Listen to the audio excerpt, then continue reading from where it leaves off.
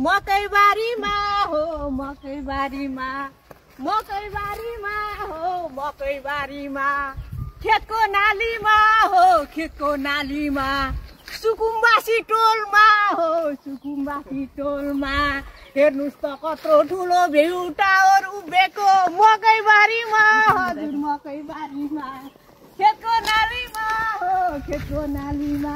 अब यहाँ देख्नु के भन्दा चाहिँ अब यो चाहिँ के देखिँदै यो मकैबारीको बिचमा चाहिँ एउटा ठुलो भयङ्करको यो दमक भन्ने ठाउँमा चाहिँ है एउटा ठुलो भ्यू टावर छ अर्बको 1 अर्बको कति विकास हुन्थ्यो होला यहाँको।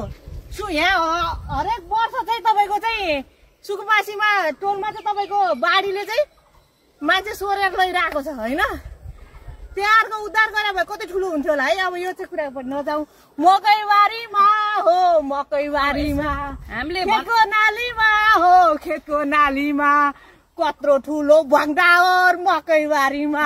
खोजेको चाहिँ खास के हो भनेदेखि यति धेरै नेपालमा कल कारखानाहरू बन्द भएको छ होइन। कतिजना विदेशिनु भएको छ काम नपाएर आफ्नै ठाउँमा यो भ्यू टावर यत्रो लगानी गरेर गर्नु साटो कल कारखानाहरूलाई खोलिदिएर सुचारू गरेदेखि युवाहरू विदेशी नै छैनन्। यो चाहिँ अब यो कमाइखाने भाँडो पनि हो।